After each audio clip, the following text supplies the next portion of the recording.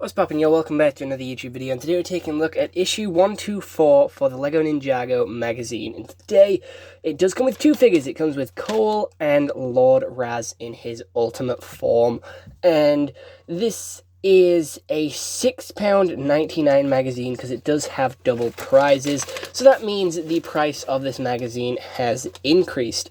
However, I still do appreciate the really cheap way to get the expensive Raz minifigure. We do have this really nice poster showcasing one of the sets and then a little bit of an information to sort of, show the journey of becoming this magazine. And then we have a how to build your minifigure, some information on Raz, and some little mini games there, some more mini games and stuff to do whilst you're in here. Then a draw your own dragon sword, which actually goes pretty hard, not gonna lie. Then we also have some more sort of missions with Zane, and then we have a little comic book here. We've been wandering around for days now without success. Why don't we give up and go our separate ways? No, the Shadow Dojo must be somewhere. Lord Raz is sure to be waiting there. Do you really want to get back to him? To be honest, the working conditions are terrible. We can be very glad that we escaped from the ninja at the ritual. I'm sorry, but you didn't. I thought we beat you all. Where's your master? I don't think Raz is with them, Lloyd, but we have to make sure he stays without his henchmen. Just try and stop us. Have you forgotten the last time we hit you with the shadow spin? And have you forgotten that we can counter shadow spin with the Rising Dragon technique? Apart from the fact that you can only perform shatter spin when the gong of shattering sounds, and it has disappeared along with Raz. They aren't falling for it. Exactly. Ninja, go! Why so hard? Ouch. Oof. Wah. Time to get out of here. I don't care about anything anymore. I'll just find the next place down and do my own thing. Don't dawdle. That's Raz. Hey, wait for me.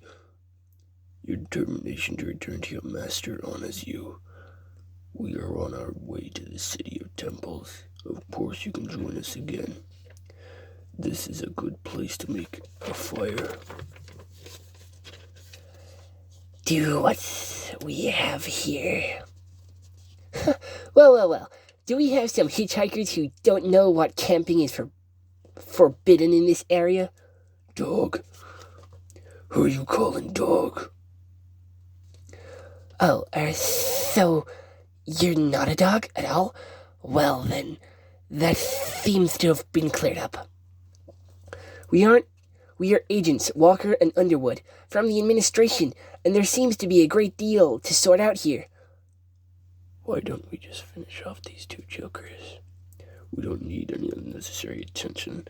Let me hear what they want first. As it said at the beginning, unauthorized camping is not allowed here, unless you have a permit. We're going to have to remove you from the site. Alternatively, you can pay a fine or apply for a camping permit. In that case, we could request the application forms by the day after tomorrow. The processing time for the authorization will then approximately be... What is that? Do you have a traveling musician's license? If not, I must warn you this instrument is a clear indication of disturbance of the peace at night. Touch the gong and you will. Now let me take care of them. Go ahead. We then have a maze, a poster of Ryu, a poster of Cole, a poster of Ryu, some more games and some more characters, and then back to the comic book. Now it's time to remove you. Stop right there. Hello. How? What? Excuse me. May I? Go for it, Cinder. Yeah.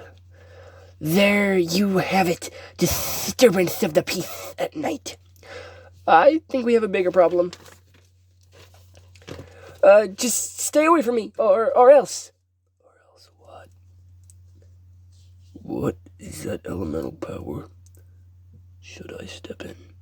No, Wait, I want to see this. Interesting administration agent.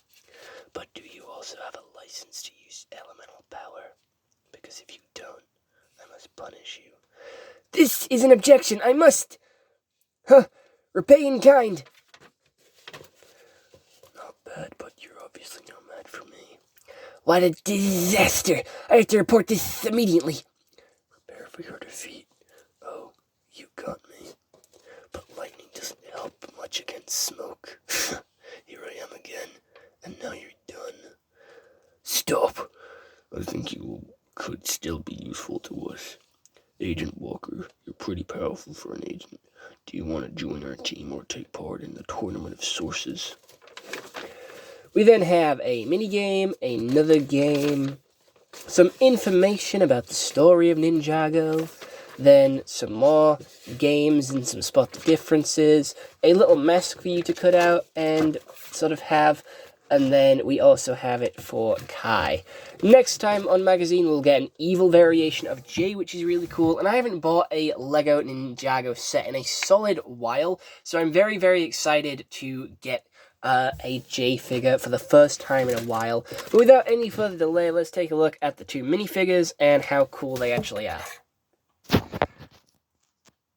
So here is the Raz figure without the backing thing, because I did want to show off his pretty cool back torso printing. And he is a tiger, and he does have these nice red tiger stripes that go all the way around his body. He has a nice metal shield on his back, and then a rope around his waist. He does have some wristbands there, in the form of what look to be gauntlets, which do have this very nice light blue, which does appear on his chest, on his feet, and then around his waist as well. Now I'm going to put on his backing thing and sort of talk about that. He does have two of these really nice big arms, which do have this red translucent piece in this pretty strange shape, and I've never really seen this before in LEGO, so this is like a brand new piece. And again, this is a really nice way to get it really cheap. And he does have them at both sides. I'm yet to build this one. But it is the same Raz head that we have seen before with all the other Raz figures, which is pretty cool. Again, Raz is a pretty interesting villain, and I do appreciate that the villains are more overarching instead of a new villain every season like Ninjago used to do. These villains do seem pretty cool and pretty consistent, and they do seem to be having an overarching story with this Shatter dimension that they're all in. But honestly, I think this figure's really cool, and I would love to see his energy claws being used in a later season of LEGO Ninjago Dragons Rising, whenever Season 3 does come out. Moving on to the next minifigure, it is Cole. This is a Cole minifigure that we have seen in a magazine before, which does use the same golden plate armor on the torso and the legs, with a nice little, what looks to be a dino footprint design on his shirt. He has no arm printing or side leg printing, but he does have some nice back printing, which does inevitably get covered by his sword holder, which is quite disappointing, but you can't really do anything about it. It does hold one sword pretty nicely, and then his headpiece here, which is the same one which is used from every single LEGO Ninjago movie set from after the LEGO Ninjago movie, which has an angry expression and then a pretty happy, confident expression, and then his golden mask to go on top, which actually goes quite hard. His sickle is pretty odd. It is goes like this, which is, I guess, a nice use of this sword piece, but Cole hasn't used a scythe in a hot minute. He's much more of a hammer user now, so this is a pretty unique way to build a scythe that we haven't really seen before, but it just doesn't really fit with Cole's character anymore. And plus we did have a very unique scythe mold, which we haven't seen in a while, for his sort of golden weapon scythe. Other than that, that's just LEGO Ninjago magazine for this month. I do think it is really cool and definitely worth the extra money for the extra figure, because another Cole is always very exciting, and I cannot wait to get another minifigure stand to display all my LEGO Ninjago characters, because they're going to be cool as fuck. Other than that, I hope you all enjoyed. I'll see you all next one. Hope you all have an excellent day, and goodbye. Stay home and stay safe.